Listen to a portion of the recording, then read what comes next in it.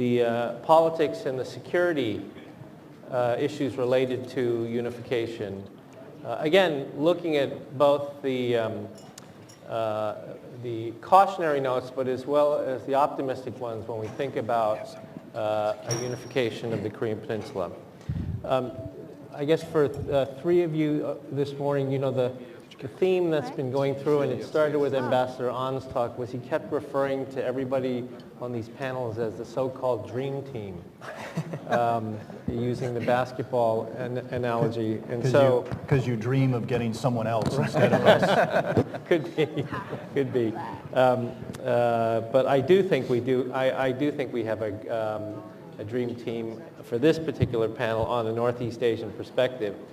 Our first presenter is Dr. Michael Green, who is the Senior Vice President for Asia and Japan Chair at the CSIS. He is also an Associate Professor of International Relations and Asian Studies at the Wall School of Foreign Service at Georgetown, and as many of you know, he served in the Bush administration as Senior Director for Asian Affairs on the National Security Council.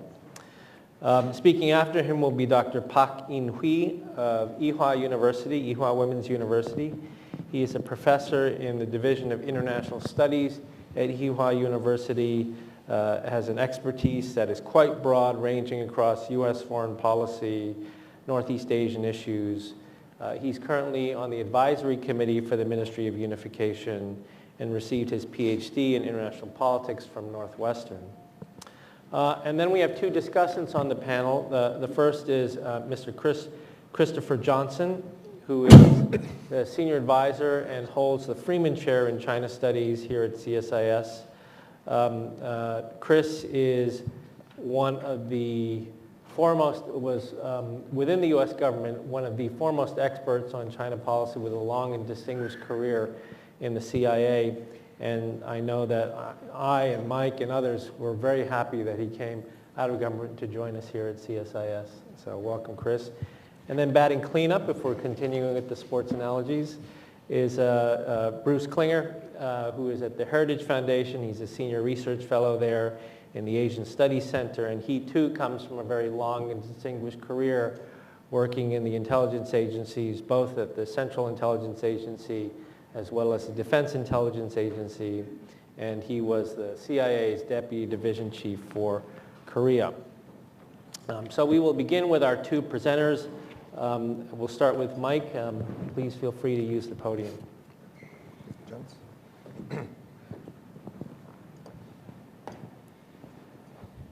Thank you, Victor. I'm mic'd, so I don't need this, but I have a cough. So if you hear the sound of artillery, that's my microphone going off.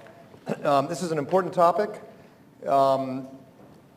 Unification of the Korean Peninsula could end the suffering of 25 million North Koreans, an unpredictable threat not only to Northeast Asia but to the entire world, and could produce ultimately a peace jackpot, not just the economic potential jackpot that was discussed this morning. But when powers collapse, and in my view, and perhaps I'm not consistent with the other speakers, but in my view, real unification happens only when North Korea has collapsed. And when powers collapse, you can't always predict the changes. In the Second World War, the collapse of the Axis power in Europe and in Asia freed tens of millions of people, ended the war, but left a vacuum in Manchuria, the Korean Peninsula, Southeast Asia, Central and Eastern Europe, that created the new tensions and new suffering in the Cold War. And then the collapse of the Soviet Union at the end of the Cold War brought freedom to tens of millions of people in Eastern and Central Europe, but opened up historic wounds in places like Yugoslavia and, as we see today, Ukraine. So the question for Korean unification is whether the unification will open new patterns of cooperation in Northeast Asia based on 21st century norms, or reawaken 19th and 18th century patterns of rivalry and competition that have been so tragic for Northeast Asia and particularly for the Korean Peninsula. And on the whole, I'm optimistic that the former scenario will be the one we see. I think ultimately the mutual interests among the major powers in Northeast Asia will align. But there are a lot of reasons to worry that they might not. and to avoid complacency and think now not only about the economic aspects of unification, but what will the national security and geopolitical requirements be. I'm going to go through the major powers briefly. I think Chris will certainly add more detail on China, and Bruce will as commentators.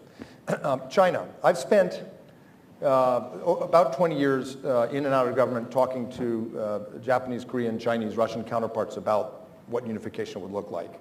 And in some cases, you have official statements. In China's case, Wang Yi, the foreign minister, said in March that China supports denuclearization, but China's red line is no war, no instability. I think, and Chris should comment on this, that while the Xi Jinping government has openly displayed its disdain for Kim Jong-un, it has, in effect, doubled down on stability in the North in terms of investment and support. Xi Jinping has said, reportedly to President Park, that he supports unification, but in my discussion with Chinese government officials and scholars, there's an important caveat, which is, quote unquote, independent unification, which means, when you burrow in, no outside powers, particularly the US, driving it, and it has to be mutual. That North Korea, in effect, gets a vote. And I've had Chinese counterparts argue that if there is unification, there would someday have to be a way to represent the views of the 25 million people in North Korea, to which I ask, you mean a national referendum? And then my Chinese counterparts change the subject. I think it's less about the North Korean people and more about preserving, as long as possible, a structure and institutions in the North that are more favorable to China's interests.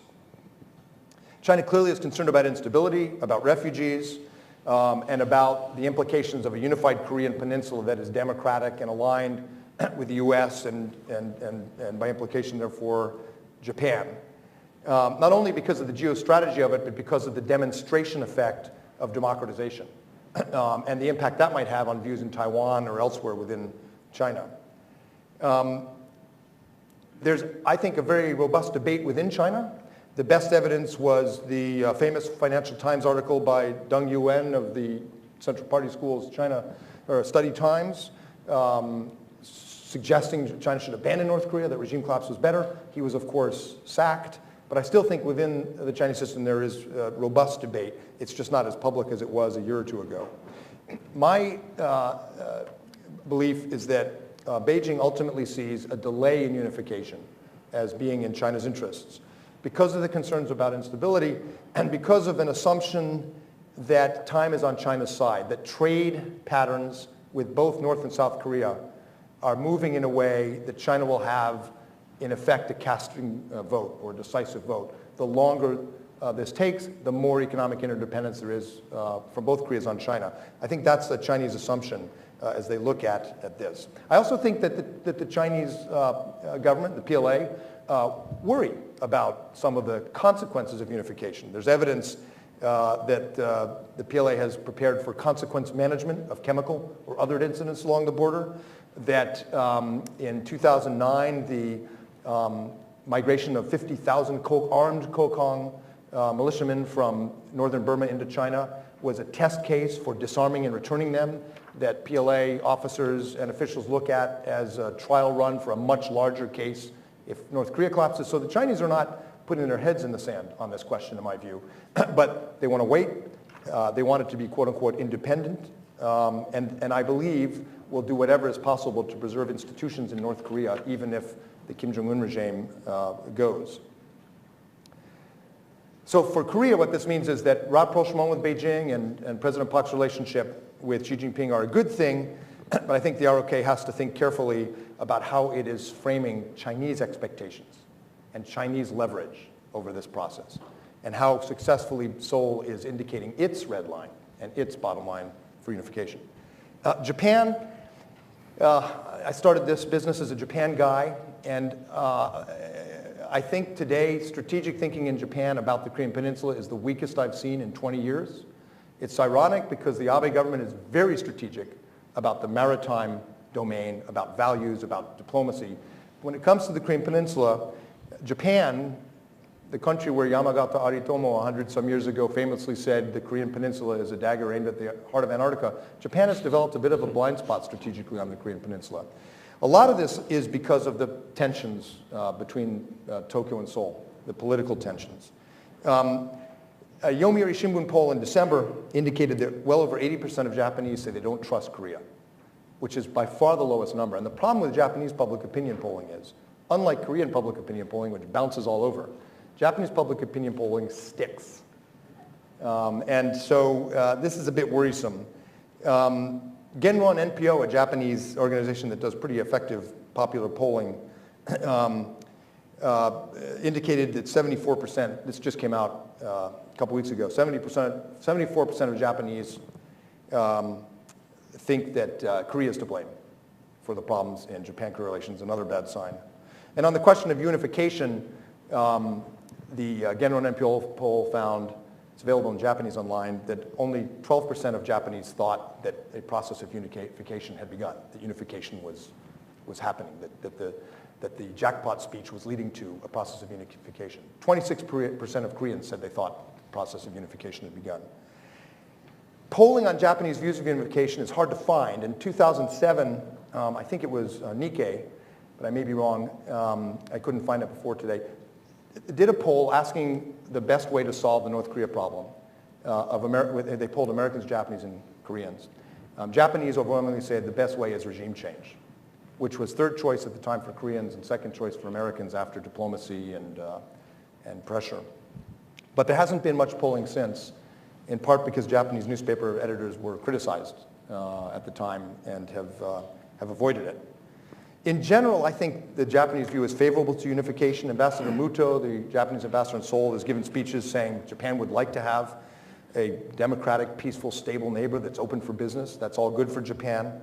But there's anxiety about whether a unified Korean peninsula would become anti-Japanese. And there's a narrative in Tokyo, which I think is wrong, but is quite strong in academia and journalism and parts of government, that Korea is sliding into China's orbit. And so that creates some anxiety in Japan that was not there, say, 5-10 years ago. Russia. I think it will be hard for Russia to have a coherent Asia policy. It always has been. But particularly now, given what's happened in Ukraine, Putin is obsessed with NATO and obsessed with the West. The consistent themes we've seen from Moscow, and I think we can continue to see, are Russia opposes nuclear weapons on the Korean Peninsula. Russia likes the six-party talks. And Russia would like to build a pipeline through North and South Korea to sell LNG to Japan and Korea. That third point, by the way, when I was in government, was usually the only one President Putin made in summits when the North Korea issue came up.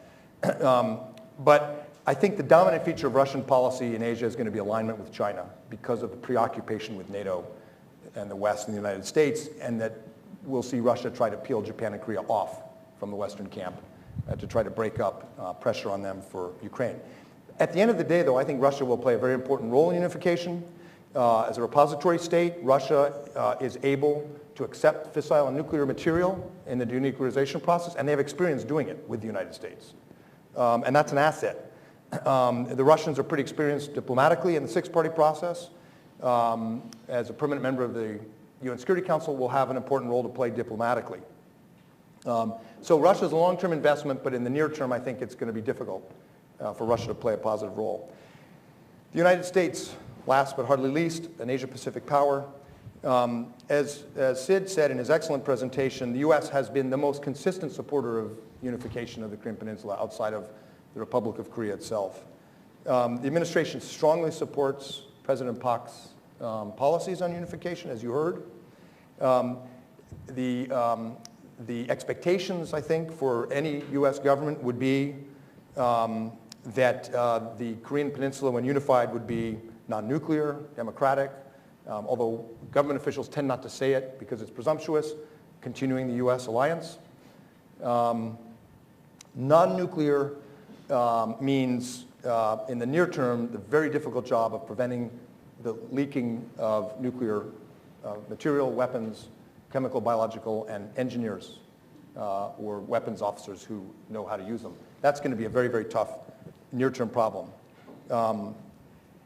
A Korean peninsula that's friendly with China and Japan is in U.S. interests. a Korean peninsula that is, in the process of unification, not destabilizing the international economy. And therefore, the IMF, World Bank, ADB, all the things that probably came up this morning would be important.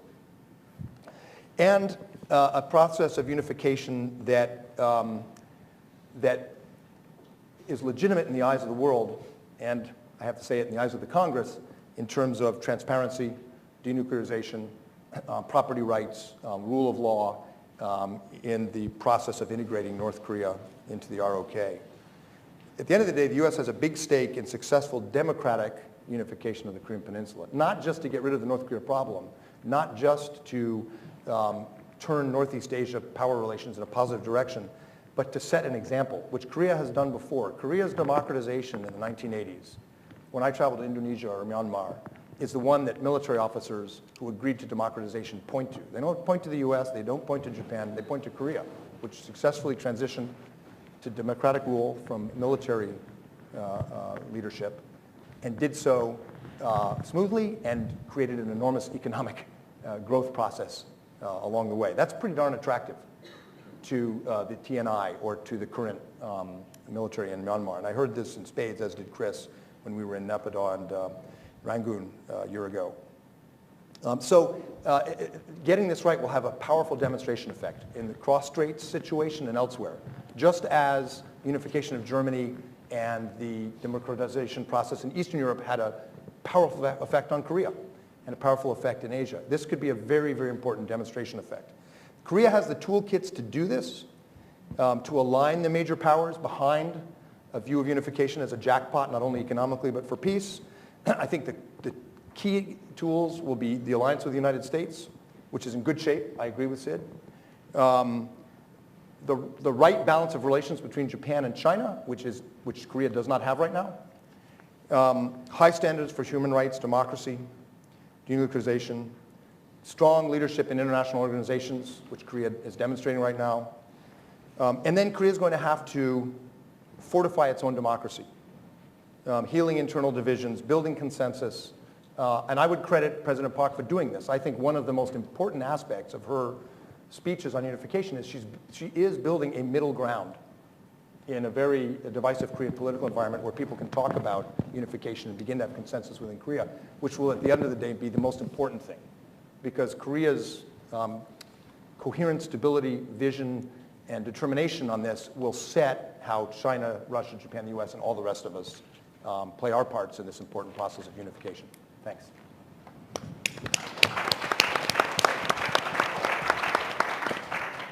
Mr. Park? 20 minutes? Yes.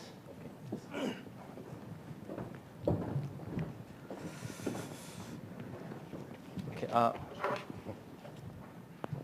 I am Inyi Park teaching. Is it working? No. I am Inyi Park teaching at Ewha Women's University. This is always exciting and honorable chance to share the possibility of peace on the Korean Peninsula, people from both countries, Korea and the United States. Well, considering the subject of the panel, the third session, I will mostly discuss about the connectiveness interdependence between the Korean Peninsula and Northeast Asian region. Well, every region, such as Northeast Asia, Middle East, Western Europe, they have a very unique political and economic and sometimes social unique connotation. So regarding the uniqueness of Northeastern region as an independent region who has a very unique security and economic and social and cultural background, what's the main difference between the regions such as Middle East or other regions and Northeast Asia? Well, people say that Northeast Asia as an independent region who has unique sense of the security connotation, that has a very critical reflection of the global powers, obviously such as US and China. And also Northeast Asian region, it has a very interesting coexistence between global scale competition, possibly between US and China, whether you agree or not, and also very unique regional level competition such as Sino-Japan competition rivalry, or these days interesting rivalry and competition between Korea and Japan as well. And also, most importantly, regarding the main issue of today's conference, Northeast Asia has very unique, security concern, which is North Korea's nuclear problem and, still divided condition of the Korean Peninsula. The uniqueness of North Korean nuclear issue, as you all understand, there are 5 countries normally known as, nuclear club recognized by NPT regime. And there are the 3 countries who never recognized by the NPT regime, such as Israel, Pakistan, India. But there is a very interesting difference, fundamental difference between North Korean case and those 3 countries of Pakistan, Israel, and India, which is, as you all understand, those 3 countries, they never joined the NPT regime. But as you know, North Korea is the only country, if we recognize North Korea as a nuclear state, the only and the first countries who, successfully conduct nuclear capability as a former member of the NPT regime. That means international recognition of the nuclear condition of North Korea, theoretically speaking, means, the very fundamental undermining justification of the NPT regime. That is the major concern about North Korean problem in terms of Northeast Asian region, and also not only the Northeast Asian security concern, but also the whole global, concern as well. Interestingly enough, this year, after 1994 Geneva Agreed Framework, which was the first diplomatic negotiation between U.S. and North Korea, and exactly we have 2 decades since, the first negotiation conducted, if I remember correctly, October 21st in 1994. Ironically enough, for the past 2 decades, we have 4 regimes in South Korea, such as, interesting enough, 2 conservative regimes and 2, relatively speaking, liberal regimes. That means we tried, not only South Korea, but also under the name of the international cooperation with the United States, we conducted a lot of policies towards North Korea, not only to achieve denuclearization, but also to achieve North Korean, their economic reform or their change and their social openness, etc., etc. But the trial and times was not that much successful. Within that condition, Park Geun-hye administration began, the newly conducted last year, in terms of the security condition of Northeast Asian region, when Park Geun-hye administration began slightly before 1.5 years ago. As you remember, the year 2012 and 2013 was critically important, not only because of the, regional and global dynamic, but also, interesting enough, all the 6 member countries under the name of the 6-party talks, and even including the Mongol, they all changed new leadership, as you remember. If we include Obama administration, beginning of the 2nd term, we have a presidential election, end of the 2012, and also it was end of 2012, Abe administration began in Japan, and Xi Jinping, they began their very unique the 5th leadership in China sometime beginning of 2013. And even Putin, they began another term, the middle of the 2012, and etc., etc. So not only South Korea, even theoretically speaking, also North Korea and Japan, China, they all tried to do something in terms of the, changing the structural condition of Northeast Asia to maximize and to expand their national interest and their security interest. Well, and within that circumstance, North Korea, they conducted 3rd nuclear test, which was February 13th, 2013. Interesting enough, that was exactly 2 weeks before inauguration of the President Park Geun-hye.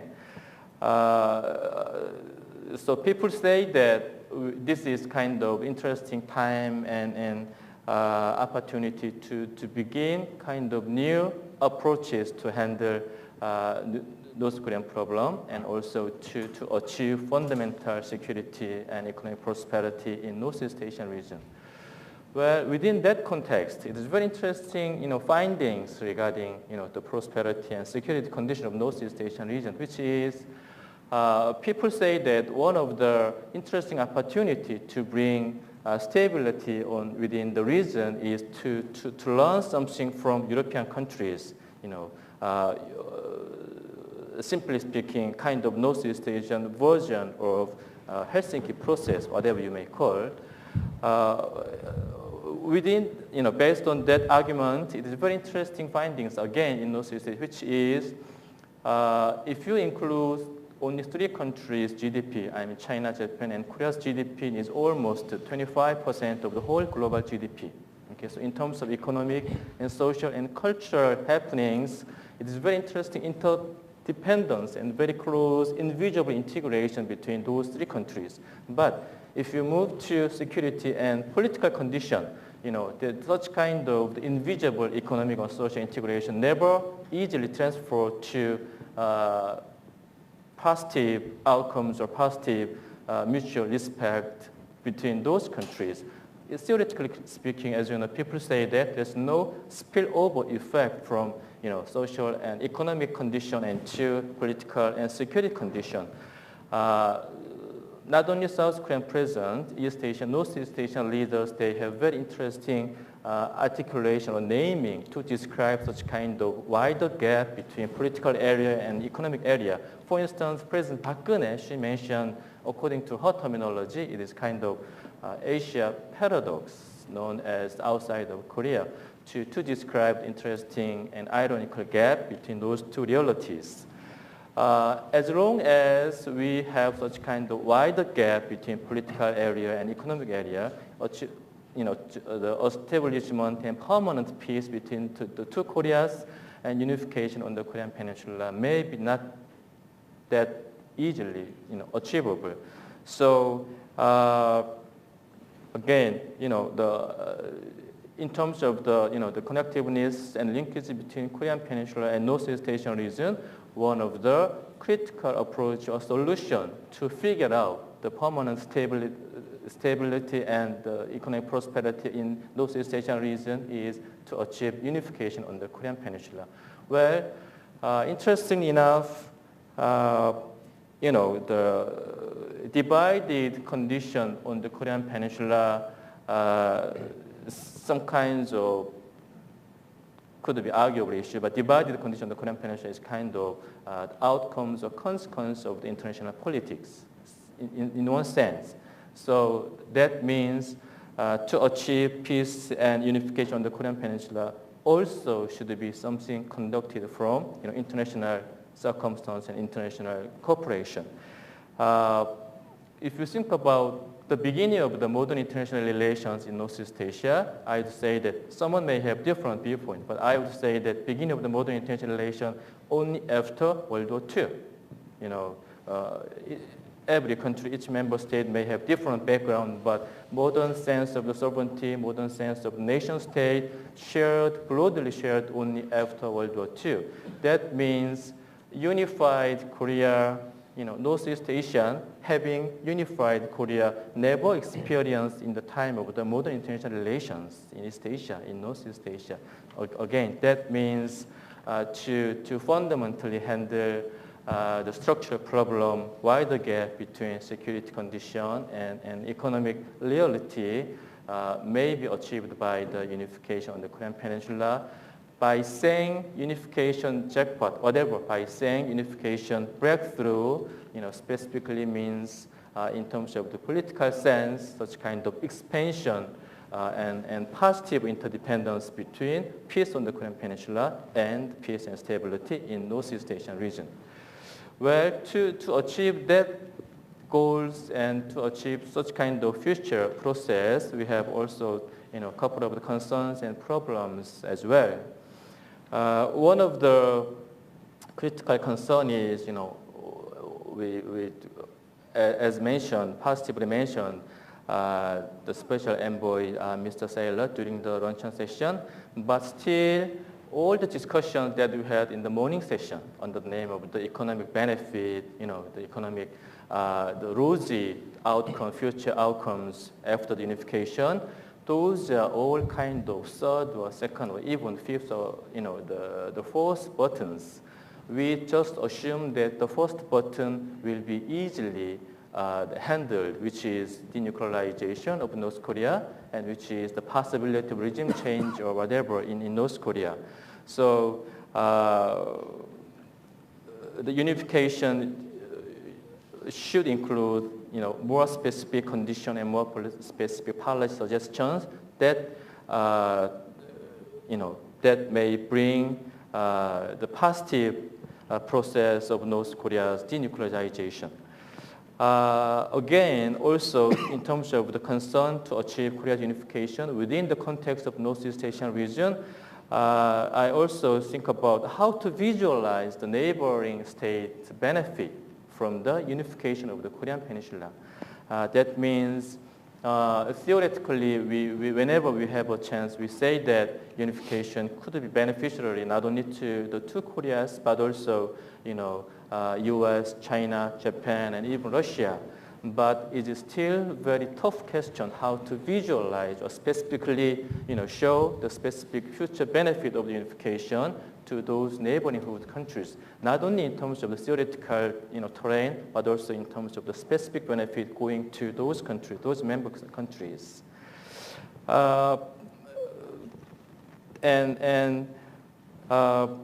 Park Geun-hye administration to expand, to expand such kind of, the peace on the level of the Korean Peninsula to Northeast Asian region. For instance, Park Geun-hye administration, they, whenever they have a chance, they articulate Northeast Asian Peace and Cooperation Initiative. But again, it is very, persuasive and meaningful suggestion. But at the same time, we, not only Park Geun-hye administration, but previous Korean, South Korean administration such as Kim Dae-jung and etc., they suggested many regional policies to bring peace on the Korean Peninsula, such as New Asian policy, or even I personally understand during the Nomu현 administration, balancing between U.S. and China is also kind of the South Koreans' trial to do something to achieve positive outcomes in the region. Well, whenever I have a chance to discuss between the connectiveness Korea and Northeast Asian region, I say that as all the human beings does, the state, individual country, I believe they have a unique identity or DNA as well. For theoretical term or for policy, the connotation, we quite often mention the names such as Northeast Asia, but I don't think no one other than Korea can be identified as a Northeast Asian state. I don't believe, obviously US, I don't believe China or Japan, they try to describe themselves as Northeast Asian state. If we have choose only one state in the world who is under the name of the Northeast Asian state, I would say that that is Korea.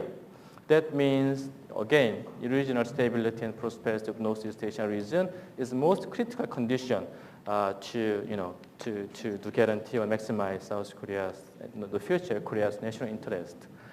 Finally, I would say that if you think about the end of the World War II, how many countries divided? People say 5, including Germany, Korea, China, Vietnam, and Yemen. But Yemen can be categorized within different, the meanings and significance. So, countries were divided after World War II, such as Germany, China, Vietnam, and Korea. After the unification of the Vietnam, South Korea, we did our best to avoid Vietnam way of the unification. After the German unification, as you easily assume, North Korea, they are doing their best to avoid German way of the unification. And it is kind of international general recognition to understand one China policy. That means no one identify the China and Taiwan condition in terms of the competition reliably. We just assume, recognize mainland China on the name of the one China policy. So that means we are, doing a lot to figure out, to take some lessons from German unification, obviously. But if you take a look at, the process of German unification, not only between the two German,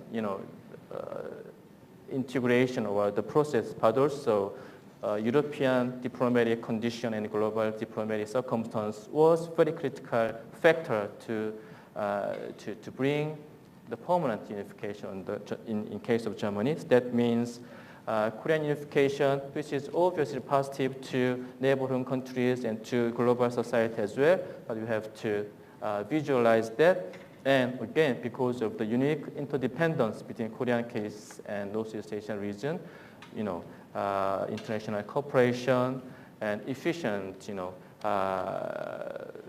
diplomatic assistance between U.S. and Korea, definitely meaningful factor and foundation to achieve unification of the Korean Peninsula. Thank you very much.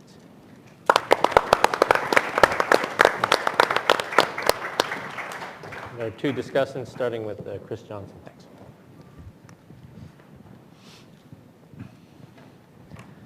Thank you. And Victor, thank you for inviting me to participate on this panel. It's a very interesting topic. In the interest of time, I think I'm going to truncate my remarks a little bit so we can get on to Bruce and get on to some discussion. Let me just raise a couple of points. First, I'd like to just sort of echo in Mike's presentation the emphasis on stability, obviously for China, as they look at reunification and unification of the peninsula.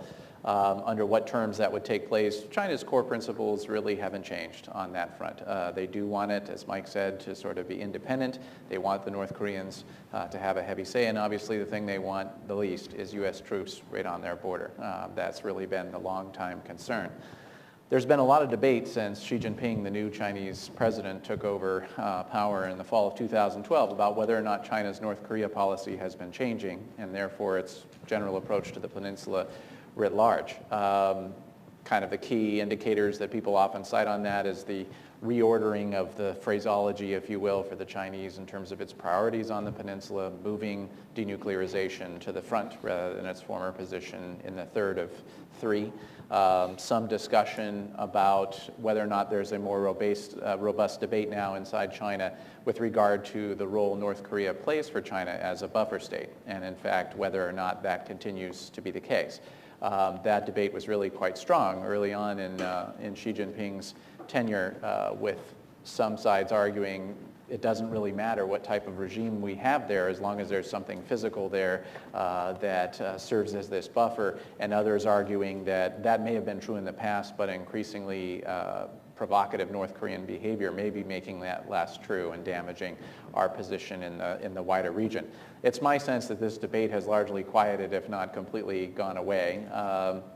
And I don't think that's because one side or the other necessarily won. I just think they moved on to other subjects. And this really is the core issue, is to think about a lot of this ink and commentary and other things that have been spilled on whether or not China has changed its policy. To me, that's not really the point. And you can argue the merits and difficulties of that point as much as you want. I think the key factor is to look at how Xi Jinping has changed the relationship with the North Koreans, and it's really this idea of moving the relationship from the traditional special relationship between China and North Korea to a normal bilateral relationship. And I think this is a very strong theme that we've seen under Xi Jinping's leadership, and there's several things to me that indicate that this is in fact going on. The first is, of course, the lack of high-level visits, symmetry between the Chinese and the North Koreans. Kim Jong-un has yet to visit Beijing. Xi Jinping has no inclination to go to North Korea at this particular time. There are still high-level dialogues at the sort of next tier down between the two sides, but there's been no major symmetry. Not only that, but Xi Jinping has turned much more towards South Korea in his diplomacy, and seems to have a very solid working relationship with President Park, a very successful summit here recently. And some of this is driven by this idea that some in China perceive that there is an opportunity, given the close economic interdependence, growing interdependence between China and the Republic of Korea's economies, that there's an opportunity, for lack of a better term, to peel South Korea off from the United States, as Mike had mentioned. In his remarks, I agree with Mike that I think that's ridiculous, especially when you look at the way the summit unfolded between President Park and Xi Jinping. While there was a lot of positive to the summit, there was also some behavior by the Chinese with regard to how the summit was arranged and the things Xi Jinping said in various speeches and so on that clearly ruffled the South Koreans' feathers. So I think those in Beijing who seem to think that this is working or there's a huge opportunity here should be more cautious. I think the other thing that we see that sort of emphasizes this issue of special to normal is their whole approach in the region. And this is where we come to Xi Jinping's sort of thoughts about a new style of major country relations with the United States, but that only the United States merits a new style of major country relations.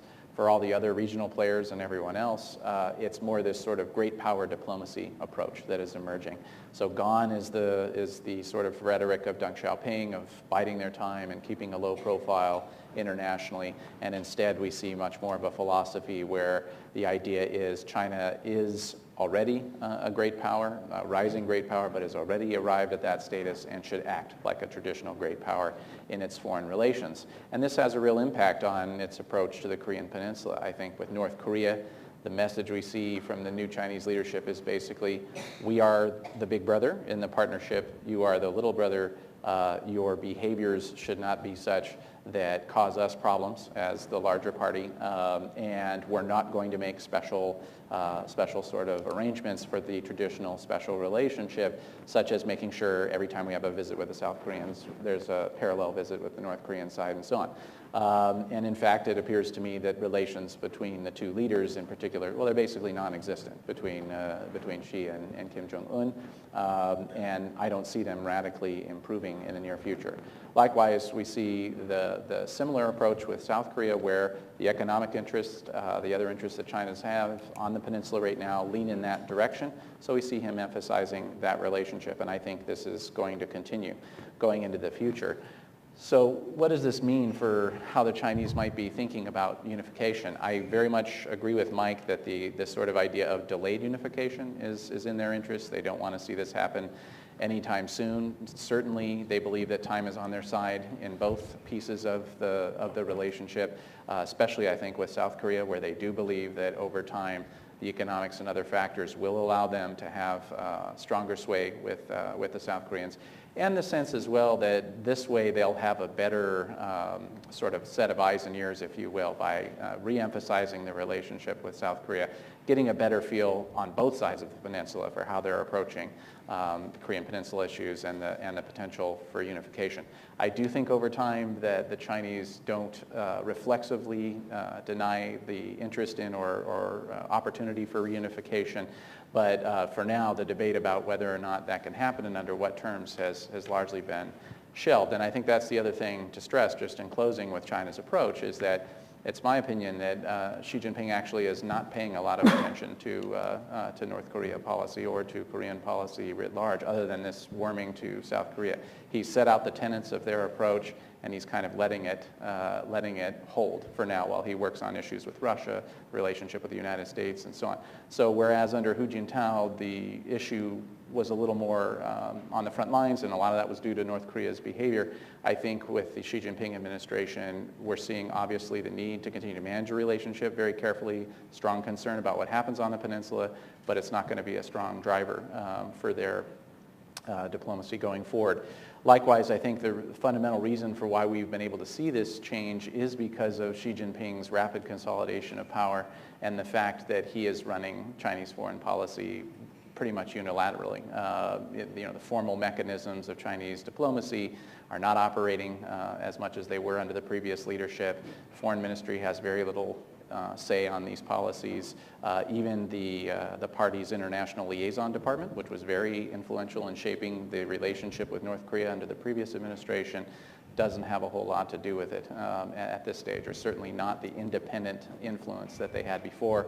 We see this in the fact that the Chinese Foreign Ministry has begun taking more of a role in managing at least the mechanics of bilateral visits and so on with the China-North Korea relationship, and that the ILD's influence really has been sort of downgraded, and I expect that to continue. Likewise, there's no one on the standing committee, as there was in the previous Politburo Standing Committee leadership, who really has a say on North Korean policy. Jo Yong-kang, now famously in trouble with this corruption investigation, had been educated in North Korea, and even though he was number 9 of 9 on the former Politburo Standing Committee, he had undue influence on shaping North Korea policy. And you had several members of that standing committee who frankly were very conservative on North Korea policy and wanted to see very little change. That's not the case in the new Politburo Standing Committee, and Xi is certainly calling the tune on that, and I expect him to continue doing so going forward. I'll stop there. Thanks. Great, thanks, Chris. Thanks very much. And then Bruce. Thanks, Bruce. Oh, thank you very much. Victor referred to me as the cleanup batter, which sort of gives the image of my predecessors would simply try to get on base and I would bring them all home with a mighty cloud of my analytic bat. I think it's more a case of each of them has not only hit home runs, they've hit the ball out of the park, and now the crowd sort of collectively looks at me and says, okay, laughing boy, let's see what you got. I think when we talk about unification, we have to be clear. It really is absorption of the North by the South. And indeed, the Article 4 of the South Korean Constitution calls upon the Republic of Korea to formulate and carry out a policy of peaceful unification based on the principles of freedom and democracy, neither of which exist in North Korea. So this is not a case of trying to average out two systems. Indeed, you can't. For example, on human rights, if North Korea is a 0 and South Korea is a 10, you can't have as your quest to get a 5. You're not just going to keep some of the gulags in order to end up with a 5 in human rights. And similarly, you can't equate or average a command economy and free market principles. So really, South Korea shouldn't really be striving to average these two countries out, but it really is indeed, having the South Korean system of freedom and democracy, free market principles, and respect for law and human rights prevail. There's nothing to save in the North Korean system. And North Korea knows this, and that's why they are so resistant to the Dresden Declaration of President Park, or really opening up their economy or their political system to what they see as the contagion of outside influence. So I think really there would be perhaps 3 scenarios for unification. The first is the Blue House gets a phone call from Pyongyang. They say, we've been talking it over amongst ourselves, and you guys win. We'll leave the lights on. Well, they can't leave the lights on because they have no electricity, but you guys win. It's yours. We're all heading across the border into China. That's not going to happen. The second one is a gradual reconciliation, a gradual reform, a gradual meeting in the middle between the Koreas, and that's not going to happen because Kim Jong-un, like his predecessors, have made very, very clear that they have no interest in making any kind of political or economic reform. They've made that clear in their New Year's Day speeches and their Central Committee comments. They even became so frustrated with speculation of impending reform under Kim Jong-un that they issued statements of sort of foolish politicians of the world, particularly in the South, should not expect us to change one iota from Kim Jong-ilism and Kim Il-sungism. So we know that they're not going to change.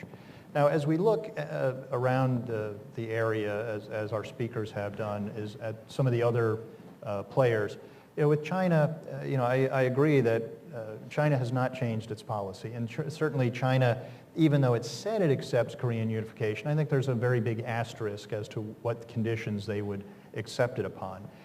When Xi Jinping was in Seoul and spoke at Seoul National University, he made a great sort of declaration of how Korea and China share interests, and he cited the Imjin War.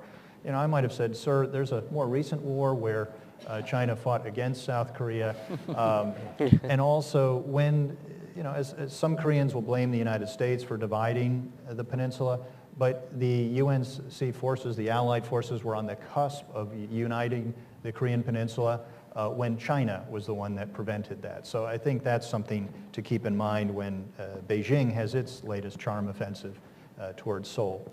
And certainly it doesn't have South Korea's best interests in their heart when they push against South Korea better defending its population against the North Korean missile threat, trying to pressure South Korea against adopting better ballistic missile defense, et cetera. The other great players, the U.S., and I think it's important to include us even when we just talk about Northeast Asian perspectives. I think we're very, very much involved. And people have asked over time, what is the U.S. policy on unification? And I think U.S. diplomats, and we have several in here, will sort of be frustrated and say the U.S. policy has always been, protecting Korea as it works towards a peaceful unification.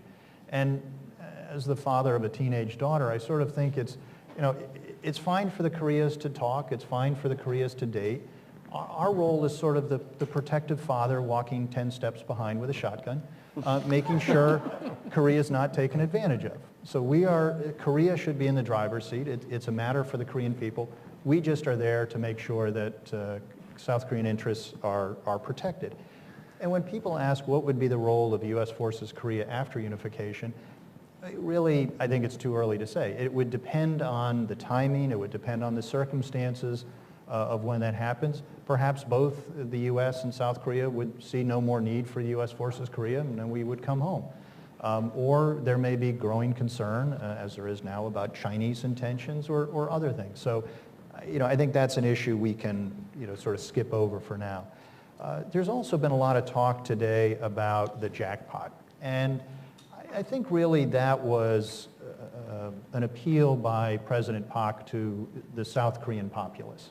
There's been declining support domestically for Korean unification, particularly amongst the youth. And I saw recent polls that I think in the first time in my memory, a majority of South Koreans did not support unification. The number, I believe, was 49% in support of unification. And I believe that's the first time I've seen it dip below 50%. So I think really, particularly the younger generation, sees the negative economic impact that unification would have on their economy and the national economy. And so I think in a way, President Park's appeal that unification would not be a drain on the economy, but would be a jackpot, really was a way of trying to reverse this downward trend in South Korean public support for unification.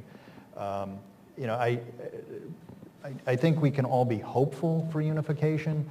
I don't see it happening anytime soon. I'm reminded in 2000, the year 2000, when after the first Inter-Korean Summit and the sort of the very emotional joint North-South Korean walking into the Sydney Olympics, a very senior CIA official was chastising those of us who worked the Korea issue that we were missing it, that the Koreas were on the cusp of unification, that just like the Soviet analysts had missed the collapse of the Soviet Union, like the German analysts had missed the rapid unification of Germany, that we were getting it wrong and that we really had to understand that Korea was on the cusp of unification. Well, he was wrong, although he got highly promoted.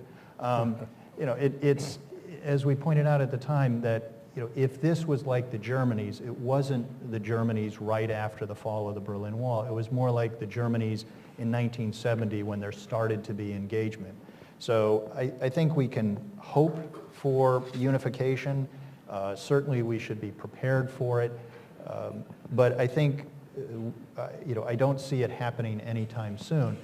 And I think really, as Michael pointed out, unification is going to happen with the collapse. Not that anyone wants to induce collapse because we're afraid of what could happen. I think it's as if we're all on one side of a swamp. We're in a stable environment. On the other side of the swamp, we see the quest. We see a peaceful unification of the Korean people. The problem is between here and there is a very messy, potentially dangerous swamp. And no one wants to jump into that swamp in order to get to the other side. So right now, it tends to be sort of a passive, the devil you know rather than the devil you don't know. But that's not to say we can't still be preparing for it and certainly still hoping for it. So, 감사합니다.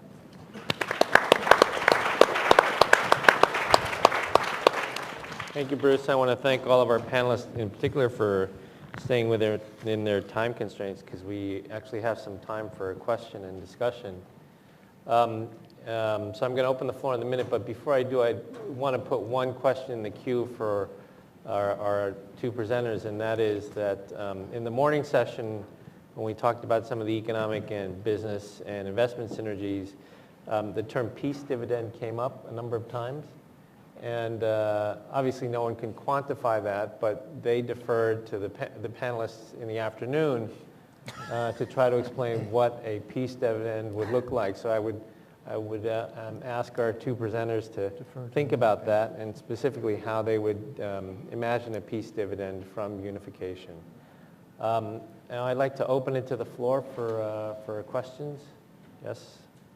Can we get a mic over here? And please identify yourself and please ask a question. Hi, Chen Weihua, China Daily. Chris, you talked about Xi's new policy from special to normal. So has President Park, or maybe Mr. Park here also, you're advising the Ministry of Unification. So has President Park returned with the message that a reunified Korea will not be, a U.S. military base, which means the U.S. troops will not move from DMZ to the Yalu River. And second, is, a lot of people talk about the reunification's impact on China's probably cross-strait relations, as Mike mentioned.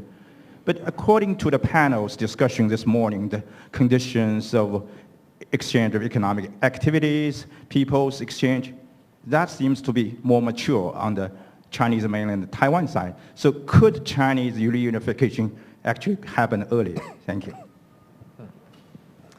That's directed to you, Chris, specifically. Why don't you take that one? Okay, I'm happy to answer the second question. I think you guys might be more qualified to answer the first question.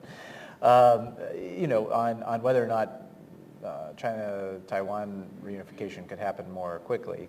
I think, as Mike was suggesting in his comments, certainly if there was Korean Peninsula reunification, and as Bruce suggested, it was done in the direction coming from the south, this would be an issue. I think more importantly, the more pressing issue may be what we've been seeing in Hong Kong policy in the last week or two, where folks sitting in Taipei are certainly having a hard time understanding one country, two systems, and the benefits of that, given what's happening in Hong Kong.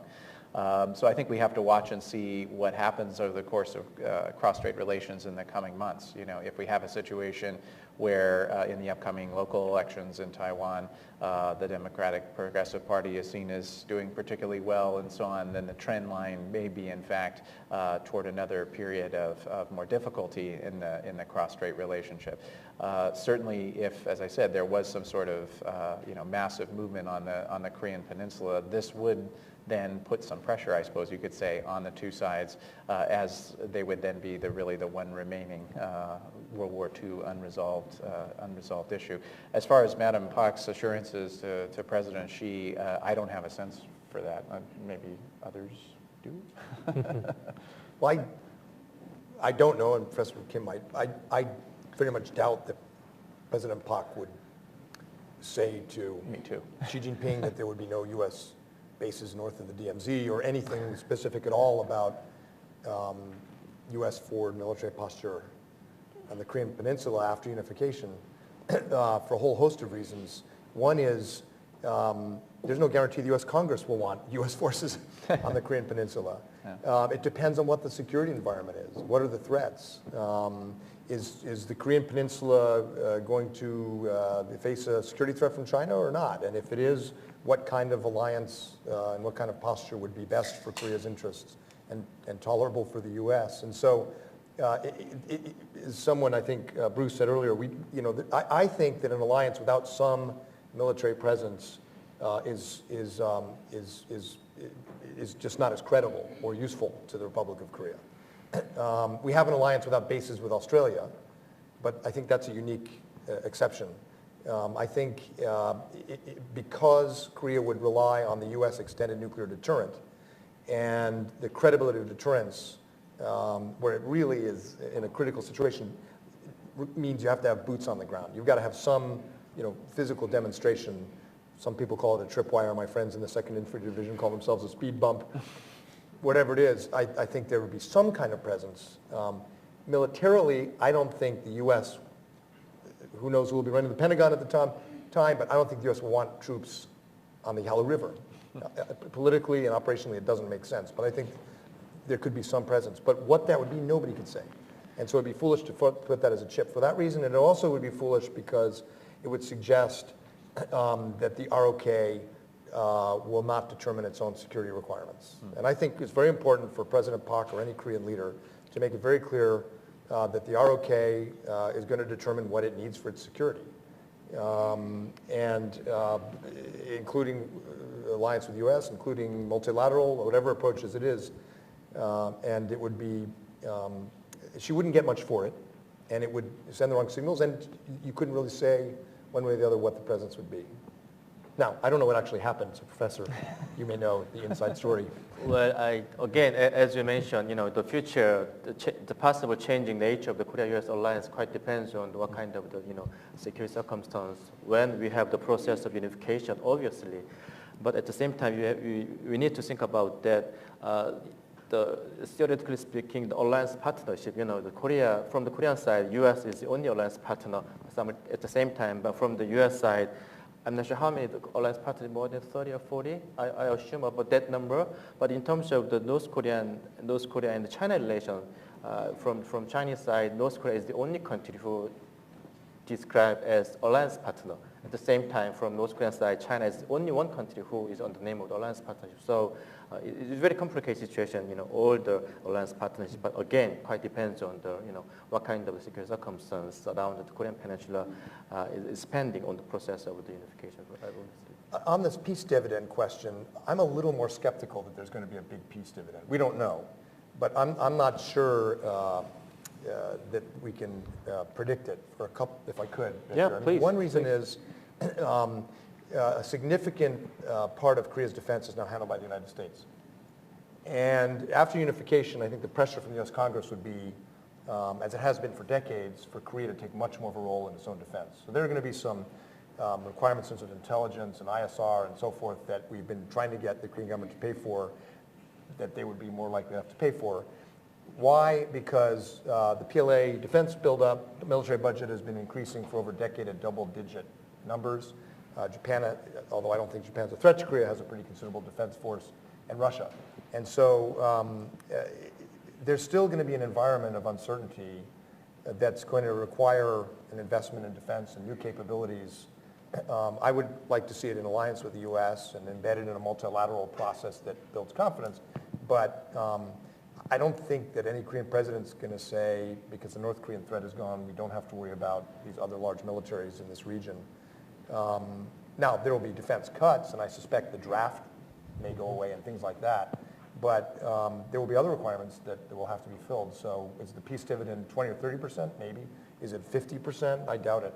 Okay. Bruce? Yeah, I would just say, the disposition of U.S. forces on or near the Korean Peninsula is a matter for Washington and Seoul, thank you very much. And it'll be determined by the best national interests of the U.S. and its ally. In the meantime, we might seek reassurance from Beijing that they will not seek to impede the reunification of the Korean people, and also seek greater transparency as to what Beijing's intent is in fulfilling its military alliance with North Korea, and wonder at what conditions it would do so, and greater transparency as to what it might do during unifications or collapse scenarios, which so far it has been very reticent to do so. While we're at it, we might look for greater transparency on Chinese military policy and intentions in Northeast Asia. And then on the peace dividend, I remember after the collapse of the Soviet Union, when people said, what are we going to spend the peace dividend on? It was sort of 50% for greater infrastructure, 50% for reduced taxes, 50% for greater welfare spending, 50%, so it sort of very quickly goes away. Great. Yes, Mike. Michael Marshall, Global Peace Foundation. Michael Green said in his presentation, spoke about certain circles in Japan who are very concerned about the growing closeness of relationship between Korea and China, and thought that basically Korea was being seduced by China. I have Japanese colleagues who very much share that view. You said you disagree with that. I wonder if you could give us the reasons why you disagree with that view.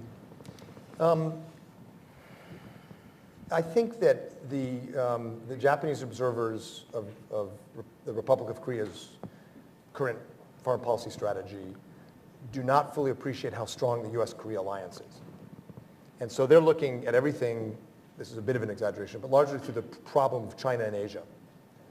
And they're seeing that Japan has 96% popularity in Southeast Asia. Modi of India just had a, Taibok, jackpot summit with Abe. He has the best relations with Putin of any of the democracies. But Korea, it seems, is playing to China's game to isolate Japan. Seems to be the only one. But what they don't see is the depth of support in Korea and in the U.S. for our bilateral alliance, the strength of our common values, our ability to manage provocations, to deal with wartime, op-con transitions, all these very hard alliance issues, which in the U.S.-Japan alliance might freeze everybody. We just tilt. But the U.S. and Korea have managed them very well. And I think our Japanese friends don't always see that. And the mirror is true. I don't think our Korean friends appreciate how much the U.S.-Japan alliance is critical to the U.S. and how what Abe is doing, not on the history side or ideologically, but in terms of these, from a U.S. perspective, quite modest defense reforms are long overdue and are good for the security of Korea. And so the politics don't blind both sides, both Tokyo and Seoul, to the fundamental strength and necessity of the U.S. alliance with each or with the other.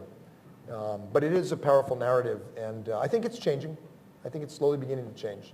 And I'm hopeful that we'll have a reasonably good PARC-Abe summit when these APEC and EAS meetings happen in November.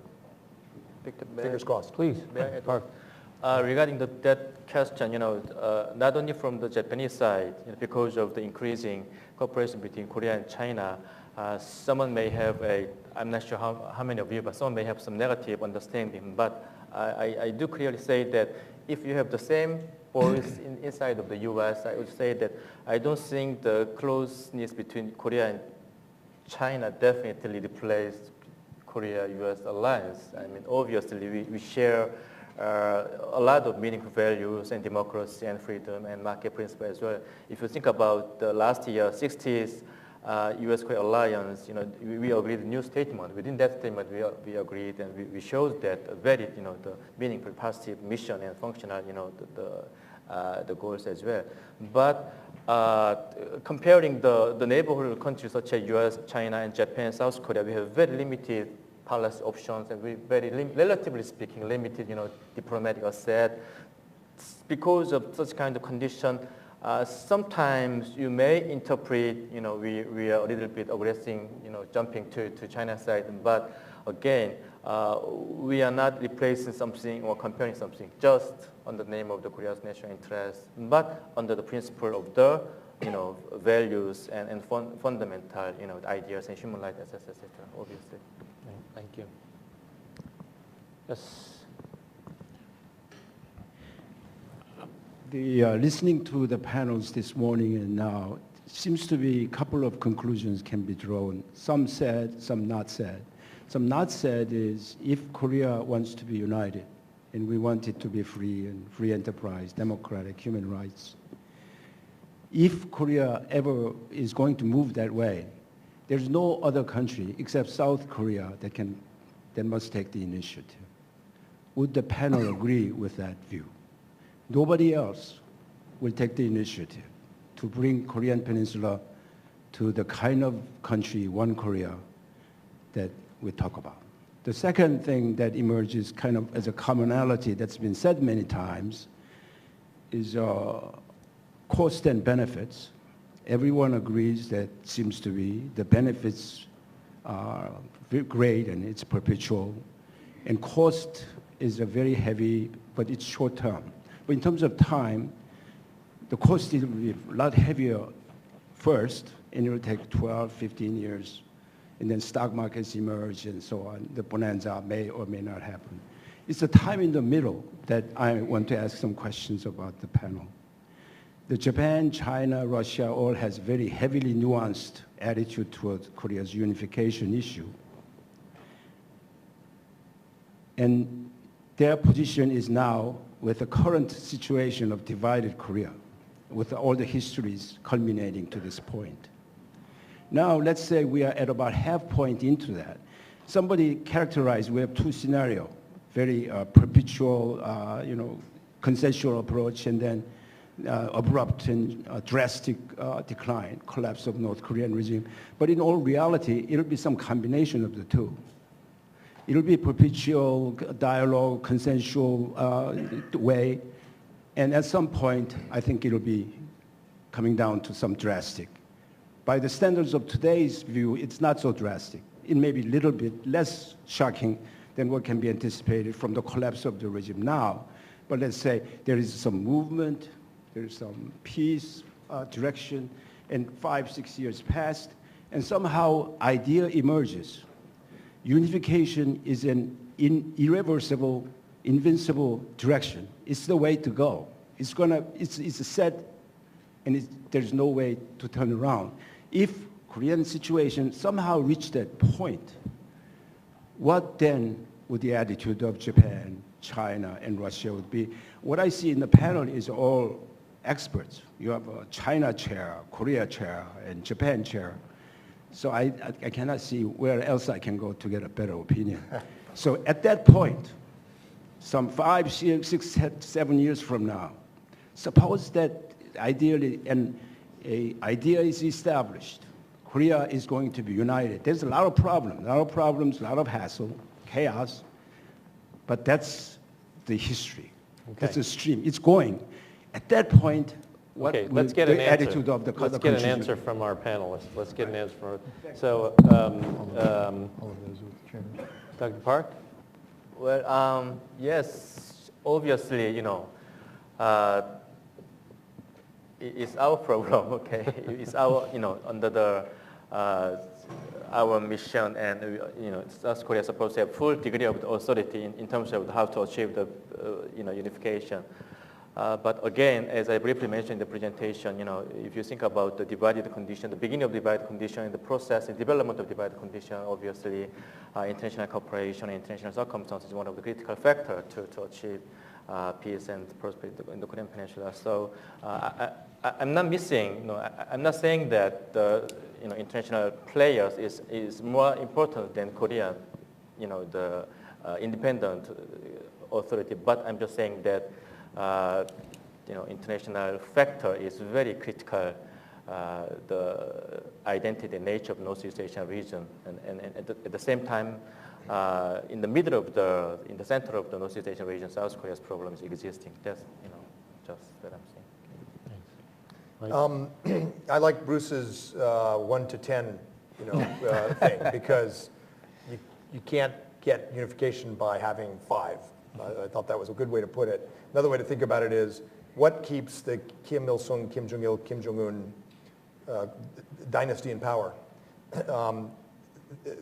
Unparalleled coercive tools, Yodok, the gulags, criminal syndicates, nuclear weapons, largest biological chemical arsenals in the world, and the premise that North Korea is legitimate and South Korea doesn't have a right to exist. So how does it maintain those 4 instruments of rule when we get to the point you're talking about, where unification is now inevitable?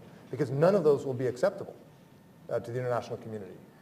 And to change any one of them is potentially suicidal for the regime. So that's why I'm with Bruce. I think it's possible, as you say, there could be a sort of process of dialogue, but I think at some point it rapidly, the North rapidly loses control. Or it plays that game to see what it can get and stops the process. On the big powers and unification, I mean, I think, I ended with this, but the tragic geostrategic history of the Korean Peninsula is that when Korea is divided, the big powers are drawn in.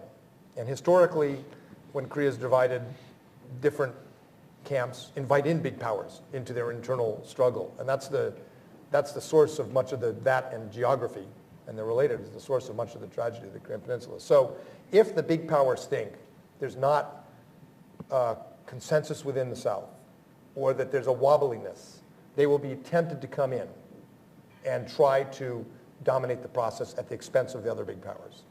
And so that's why, as I said, I think Park Geun-hye, although Bruce is right, she did this because I think of the polls about unification. But what she's potentially done is created a basis for discussing unification that will narrow the gaps within Korean politics and society because it's so important that in this process, the Republic of Korea demonstrate its willpower to unify and its principles and conviction. And what is not up for negotiation, which would be democracy, I would think alliance with the U.S., or at least a democratic system aligned with Western values in international organizations, and demonstrating a consensus behind that is critical. Park Geun-hye cannot say what Bruce and I are saying, although I suspect she thinks it, because that would break that safe middle ground to talk about unification in a way that builds consensus. And so I don't blame her for that. I think she's doing the right thing. But I think for those of us who are planning what this will look like, we should be expecting not a 5, but a whatever the 1. Enough, all gone in the north. Yeah, maybe I'm just wordsmithing, but when you said South Korea should take the unification initiative, I mean, you can take an initiative and you may want to, it sort of implies taking the initiative today. Well, you can do that by eloping and going down a path of federation and confederation where I don't think it's in Seoul's self-interest. I might wordsmith it and say, I think South Korea should be in the driver's seat once conditions are ripe for unification. But it's right now, maybe being in the driver's seat means the engine is idling and that there's not necessarily a push to move forward. But I think when the conditions are ripe for unification, I think South Korea should be the one in the driver's seat. And I guess at that point, taking the initiative. Great. That's a great place on which to end this panel. I want you to thank our panelists very much for an interesting discussion. We'll now take a break. I think there's coffee set up outside for you, and then we'll reconvene in 15 minutes for the last panel.